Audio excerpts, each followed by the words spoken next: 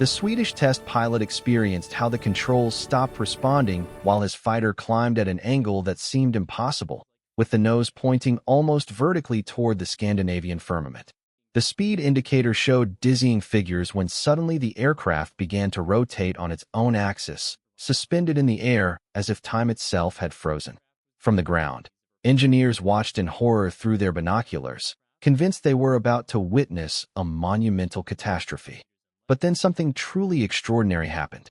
The aviator managed to master that stall at extreme speed, transforming what should have been a lethal failure into the discovery of a maneuver that would revolutionize air combat forever. The Cobra had just been born, and Sweden had accidentally found the secret weapon that would put the best pilots of the North Atlantic Treaty Organization in trouble for decades. The Saab 35 Draken wasn't simply another jet fighter. It was a daring experiment that questioned everything established about aeronautical design. The story began in the autumn of 1949, when Europe was still healing the wounds of World War II. Sweden, which had preserved its neutrality during the conflict, contemplated with growing concern how the Cold War was splitting the continent into two irreconcilable blocs. Scandinavian skies had transformed into a zone of permanent tension, with Soviet bombers regularly testing Swedish air defenses.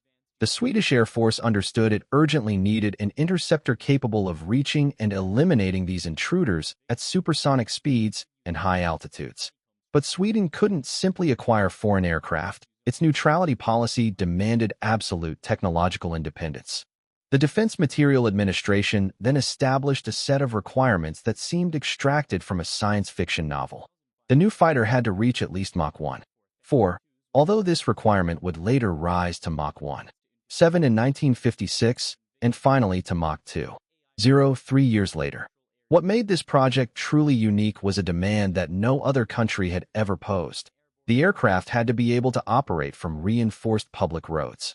During the Cold War, Swedish strategists developed an ingenious system to disperse their air force, using highway sections as emergency landing strips, thus protecting themselves from a possible nuclear attack that would destroy their conventional bases. Additionally, the fighter had to be so simple to maintain that conscripts with minimal training could rearm and refuel it in less than 10 minutes. While the United States designed the F-104 Starfighter as a high-speed thoroughbred for well-equipped bases, Sweden needed a warrior capable of fighting from ditches and gas stations transformed into improvised refueling posts. Saab engineers knew that meeting all these demands simultaneously would require radically innovative solutions. Preliminary studies quickly revealed that conventional wing configurations wouldn't work. The Delta wing, with its characteristic triangular shape, offered tempting advantages: more internal volume for fuel, robust structure, and excellent high-speed performance. However, to optimize aerodynamics according to initial calculations, the forward fuselage would have to extend considerably, resulting in an excessively heavy aircraft that would never meet the short takeoff requirements. It was then that aeronautical engineer Lars Ericsson proposed something no one had tried before: a double delta wing with two different sweep angles. The leading edge of the inner wing would have 80 degrees of sweep for high-speed performance, while the outer wing would use 60 degrees to improve low-speed characteristics. It was brilliant in theory, but completely unproven in practice. In an era before computer simulations and advanced wind tunnels, testing this revolutionary concept required building a real aircraft. Thus was born the Saab 210, affectionately nicknamed Lil Draken or Little Dragon, a reduced-scale but fully functional model of the proposed design. More than 500 technicians worked tirelessly under Ericsson's direction to build this experimental machine. In January 1952, the Lil Draken took off for the first time over Stockholm, and to everyone's amazement, flew splendidly. Subsequent tests confirmed that the double delta wing not only worked but exceeded the most optimistic expectations. The configuration provided exceptional maneuverability combined with supersonic speed, something that seemed impossible to achieve simultaneously. With the successful results of the Lil Draken, the Defense Materiel Administration authorized the construction of 3 full-scale prototypes. Saab hangars transformed into hives of frenetic activity, while engineering teams worked in continuous shifts to bring the definitive Draken to life. The challenge was monumental: No one in the world had ever built an operational fighter with double delta configuration, and each component had to be designed from scratch without being able to rely on previous experiences. The circular fuselage integrated with the wing in such an organic way that it anticipated what decades later would be known as integrated wing and body design. The inner portion of the wing formed a chord surface so large that it extended almost to the engine air intakes, creating a distinctive profile that was impossible to confuse with any other aircraft in the world. In the autumn of 1955, the first complete prototype finally rolled out of the hangar. There was a significant problem. The afterburner still wasn't ready to be installed. Engineers debated whether to postpone the inaugural flight, but political and military pressure was too intense. Sweden desperately needed to modernize its combat fleet, while Soviet Tupolev bombers continued flying over Scandinavian territorial waters with growing impunity. So the first Draken took off without its afterburner, relying solely on the basic Rolls-Royce Avon engine built under license. Despite this limitation, the inaugural flight was completed without major incidents, although test pilots reported peculiar handling characteristics that would require additional investigation.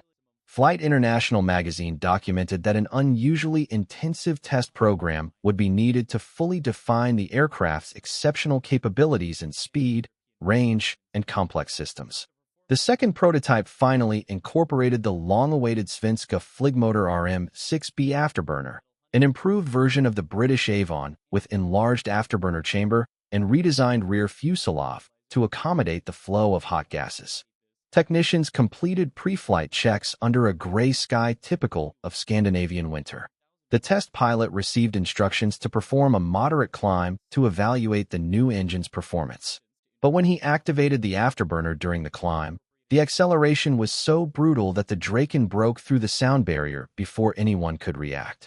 The sonic boom rumbled over the Swedish countryside on the prototype's first flight, a completely accidental achievement that demonstrated that the double delta configuration wasn't merely functional, but truly exceptional.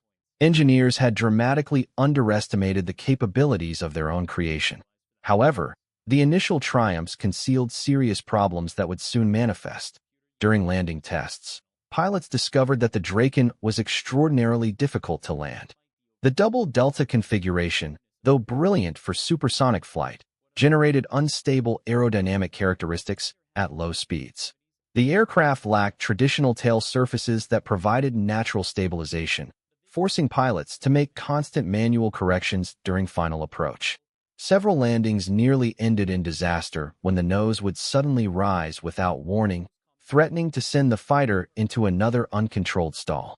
Engineers installed an artificial stick feel system that generated synthetic feedback forces, trying to give pilots some tactile indication of the aircraft's behavior, but the solution proved only partial. During a routine high-altitude performance test, an experienced pilot pushed the Draken to progressively greater angles of attack to map the flight envelope. Suddenly, the aircraft pitched violently upward until it was almost perpendicular to the ground, with the nose pointing directly at the sky while continuing to move forward.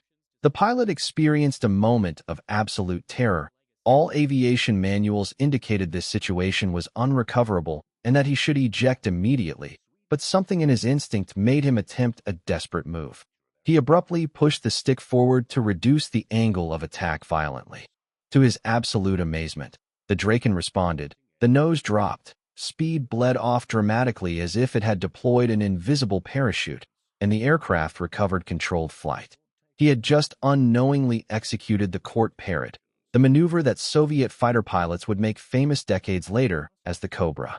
Saab engineers initially considered this discovery as a technical curiosity without practical application. They argued that no real combat pilot would intentionally risk entering a supersonic stall during an engagement. But military test pilots thought differently. They began to systematically experiment with the maneuver, perfecting the technique until converting it into a reproducible movement. They discovered that the Draken could decelerate faster than any other known fighter, transforming its entire fuselage into a gigantic aerodynamic brake. In simulated exercises, Swedish pilots used the Cobra to force imaginary pursuers to overshoot them, instantly inverting the combat geometry. The first deliveries of the J-35A began in late 1959, and the Swedish Air Force assigned the initial aircraft to Wing F-13 based in Norrköping. Veteran pilots who had flown conventional propeller fighters and the first subsonic jets looked at the Draken with a mixture of fascination and justified apprehension. During the first weeks of operations, landings became survival exercises where each final approach seemed like a challenge against death. The aircraft behaved unpredictably at low speed, with a tendency to drop sharply from one wing without prior warning. 3 pilots ejected during the first 6 months of service after completely losing control during the landing phase. Military commanders seriously considered whether they had made a catastrophic mistake in approving such a radical design for mass production. Ground crew faced their own puzzling challenges. Unlike American or British fighters that required specialized maintenance teams, the Draken had to be rearmed and refueled by young conscripts with barely weeks of training. The fuselage consisted of 2 sections bolted together. The forward section integrated the intake ducts with the wing and housed the fire control radar, cockpit, forward landing gear, and integral fuel tanks. The rear section, manufactured as a single piece with the inner wing, contained the engine and afterburner, bag-type fuel tanks, main landing gear, braking parachute, and armament. This division theoretically allowed rapid maintenance, but in practice novice technicians constantly made mistakes during simulated refueling operations from public roads. In realistic exercises, response times regularly exceeded 30 minutes, tripling the 10-minute objective established in the original requirements. The main armament was carried externally, with up to 4 AM, 9 Sidewinder air-to-air missiles suspended from hard points under the wings and fuselage.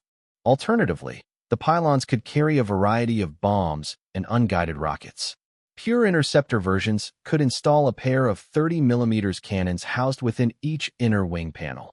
Although this configuration proved problematic, the cannons added significant weight and occupied valuable fuel space, drastically reducing operational range. Worse still, the recoil from firing both cannons simultaneously at high speed caused vibrations so severe they affected the fire control radar's accuracy. Most operational units opted to depend exclusively on sidewinders, relegating the cannons to training exercises where live ammunition was rarely fired. Despite these persistent problems, Flight International surprisingly reported that the introduction of the J-35A to service was notably smooth and that alert scramble and quick response times proved absolutely satisfactory. This optimistic evaluation concealed the more complex reality. Swedish pilots had simply adapted to the Draken's peculiarities through intensive training and rigorous selection. Only the most talented aviators qualified to fly the Delta Interceptor, and those who couldn't master its unique characteristics were discreetly reassigned to other aircraft types.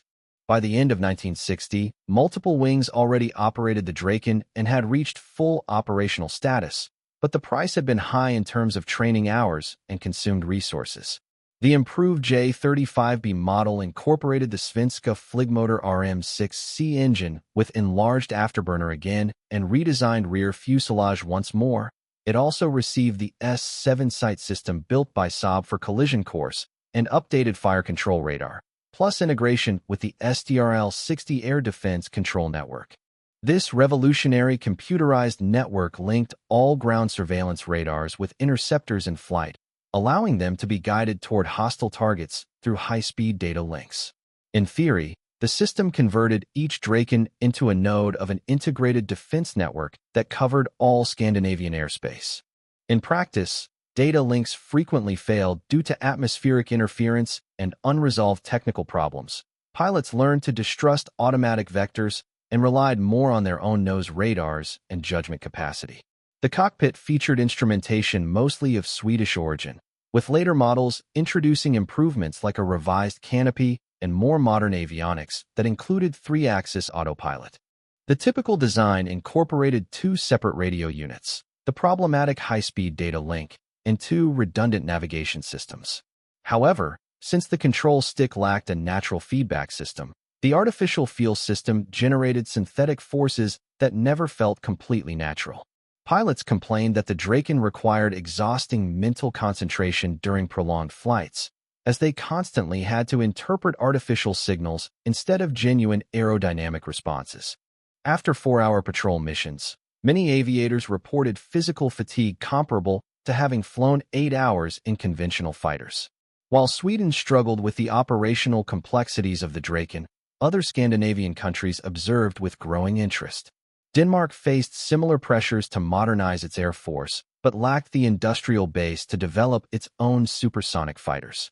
In 1968, Copenhagen signed a contract to acquire export versions equipped with the Airpass fire control radar, manufactured by Ferranti, which theoretically was more effective at acquiring various air-to-air or air-to-surface targets. The ground mapping mode would work in conjunction with navigation systems, allowing low-altitude flight over the Baltic Sea during adverse weather conditions. Finland followed shortly after ordering its own Draken to replace obsolete Soviet fighters that Helsinki had bought out of political obligation during the Cold War. For the Finns, the Draken represented a subtle declaration of independence, a Western aircraft operating alongside Russian-made MiGs. The Danish and Finnish Draken quickly demonstrated the same frustrating limitations that plagued the Swedish fleet. The Ferranti radar proved less reliable than promised, with frequent electronic failures that left pilots depending solely on visual target acquisition. During joint North Atlantic Treaty Organization exercises in the North Atlantic, Danish Draken participated in simulated air combat against American F-4 Phantoms and British Lightning fighters. The initial results were disastrous for the Scandinavian pilots. The Phantoms, with their powerful radars and long-range missiles, detected and engaged the Draken long before the Swedes could respond effectively. In close engagements, British Lightnings consistently outperformed the Delta fighters in vertical acceleration and maximum speed. NATO observers began to consider the Draken as an interesting but fundamentally outdated design for modern air combat. However, everything changed dramatically when the most experienced Swedish pilots began to exploit the court-parade maneuver in real tactical scenarios. During a particularly memorable exercise over the Baltic in 1972, a pair of Swedish Draken faced 4 Phantoms in simulated combat at medium altitude. The Americans, confident in their numerical and technological superiority, initiated the standard attack: accelerate, launch simulated missiles from safe distance, and withdraw before the enemy could respond. But when the Phantoms approached to confirm their kills, the Swedish pilots executed the Cobra simultaneously. Both Draken pitched violently upward, decelerating so abruptly that the Phantoms overshot them at maximum speed, unable to reduce their velocity quickly enough. In seconds, the combat geometry completely inverted. The hunters had become prey. The exercise referees declared all 4 Phantoms shot down by simulated cannon fire from tail positions that would have been impossible to achieve with conventional tactics. The news spread like wildfire through NATO bases. American pilots initially rejected the results as cheating or generous interpretation of engagement rules, but when subsequent exercises produced similar results, with Draken consistently defeating supposedly superior adversaries through maneuvers that defied known physics, skepticism transformed into genuine respect mixed with strategic concern. If Sweden had discovered an air combat technique that neutralized Western technological advantages, what had the Soviets developed in absolute secrecy behind the Iron Curtain? NATO intelligence intensified its efforts to fully understand the Draken's capabilities and the Cobra maneuver that made it so lethal in specific circumstances. Austria presented a particularly peculiar case in the Draken's export history. The Austrian State Treaty of 1955 explicitly prohibited Vienna from possessing guided missiles of any type, a restriction imposed by the occupying powers to guarantee permanent Austrian neutrality. However, the treaty mentioned nothing about supersonic fighters. Austria acquired several dozen specially refurbished J-35DS, but instead of sidewinders, Swedish engineers reinstalled the problematic 30mm cannons in the wing panels. Austrian pilots quickly discovered why their Swedish counterparts had abandoned this configuration. Vibrations during sustained firing were so violent that cockpit instruments became unreadable, and the wing structure showed fatigue cracks after relatively few flight hours. Vienna spent additional millions reinforcing wing spars and dampening cannon mountings, converting each Austrian Draken into a unique configuration that shared few interchangeable parts with any other variant. The United States, surprisingly, operated a dozen formerly Danish Draken as aggressor training aircraft. American pilots learned to fly the Delta fighter specifically to simulate Soviet tactics during dissimilar air combat exercises. The experience proved both revealing and humiliating simultaneously. American instructors, accustomed to the brute power and automated systems of their own fighters, struggled with the Draken's physical and mental demands. The artificial feel system of the stick, inherent low-speed instability, and need for constant manual corrections exhausted even the most experienced pilots. Several instructors privately admitted that flying the Draken operationally in real combat required skills and endurance that exceeded those of most Western aviators. The Swedish design had inadvertently created an aircraft that functioned brilliantly only in the hands of the most exceptional pilots, effectively excluding the majority. By the late 1980s, the Draken faced inevitable obsolescence against a new generation of fighters equipped with digital electronics and advanced infrared-guided missiles. The Saab 37 Viggen had already begun to gradually replace the Delta interceptors in Swedish frontline units, relegating older Draken to secondary training and low-priority patrol roles. However, in a final effort to extend the fleet's useful life, engineers developed the J-35J with partially updated avionics and limited capability for new weapon systems. The modernization proved to be an exercise in diminishing returns. The costs of updating each old airframe dangerously approached the price of building a completely new Viggen, but military bureaucracy insisted on maximizing the investment already made in hundreds of existing Draken. The final years of operational service revealed structural problems that had been silently accumulating during decades of supersonic flight. The oldest airframes began showing fatigue cracks in the main wing spars, particularly at the joints where the double delta connected with the circular fuselage. Several aircraft were permanently grounded after routine inspections discovered damage that made continued flight dangerous. Maintenance technicians complained that replacing compromised structural components required virtually disassembling the complete aircraft, a process so laborious and costly that it was frequently more economical to simply cannibalize parts from other airframes and send the damaged fuselage to the scrap depot. By 1995, more than half the Draken built had been dismantled or converted into spare part sources to keep the increasingly scarce survivors flying. Finland maintained its Draken in active service longer than any other operator, flying the last patrol missions until 2005 through a life extension program that consumed disproportionate resources. The Finns had invested so much politically and financially in the type that admitting its obsolescence implied recognizing decades of questionable acquisition decisions. During the final years, Finnish Draken rarely flew real missions, spending most of the time in climate-controlled hangars while technicians performed endless inspections and preventive repairs. When they were finally retired, many Finnish pilots expressed secret relief at no longer having to struggle with the Delta fighter's exhausting physical demands. One veteran frankly admitted in an interview that flying the Draken for 4 hours left his arms so sore he could barely lift a coffee cup after landing. Austria experienced the most problematic retirement of all operators.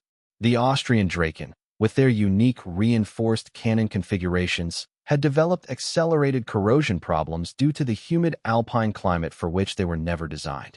Road salt used during Austrian winters had penetrated fuselage joints during decades of operations from improvised bases, corroding the aluminum structure from the inside out. When Vienna tried to sell surplus aircraft on the international used arms market, potential inspectors rejected the airframes as unsafe for continued flight. Most ended up scrapped locally, with some fuselages converted into static displays for regional museums, where they remain as monuments to misdirected technological ambition. The last Swedish Draken flew operational missions in 1999, marking the end of nearly 4 decades of active service. The retirement ceremony at Ronneby Base was notably somber, without the typical fanfare that accompanies legendary aircraft retirements. Military commanders delivered politically correct speeches praising the Draken's contributions to national defense, but in private conversations many officers admitted the aircraft had been problematic from the first day to the last. A retired general commented brutally honestly that the Draken represented everything that could go wrong when designers pursued radical innovation without adequately considering operational realities and human limitations. The fighter had fulfilled its primary mission of deterring Soviet incursions, mainly through intimidating reputation rather than genuinely superior capability. However, the Draken's technical legacy proved paradoxically more valuable than its operational career. The double delta configuration became Saab's distinctive signature, directly influencing the design of the Viggen and subsequently the Gripen. Swedish engineers had learned invaluable lessons about unconventional aerodynamics, artificial flight control, and complex systems integration, knowledge that positioned Sweden as one of the few countries capable of independently designing advanced fighters. The Cobra maneuver, rediscovered decades later by Soviet pilots flying Sukhoi, validated that the Swedes had stumbled upon genuinely novel aerodynamic phenomena, although they never found convincing tactical applications beyond spectacular demonstrations at airshows. 651 Draken were manufactured in total, a respectable number that barely justified the massive investments in development and infrastructure. When government accountants finally calculated the program's total cost, including research, production, and maintenance over 40 years, the Draken's price per flight hour exceeded that of considerably more capable contemporary American and Soviet fighters.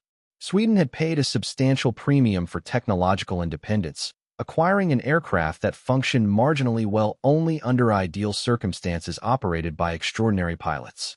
If you enjoyed learning the story of the Swedish fighter that defied conventions and terrorized NATO pilots with its radical double delta design, don't forget to like this video and subscribe to the channel for more fascinating military aviation stories. Leave us in the comments what other legendary aircraft you'd like us to explore in upcoming episodes.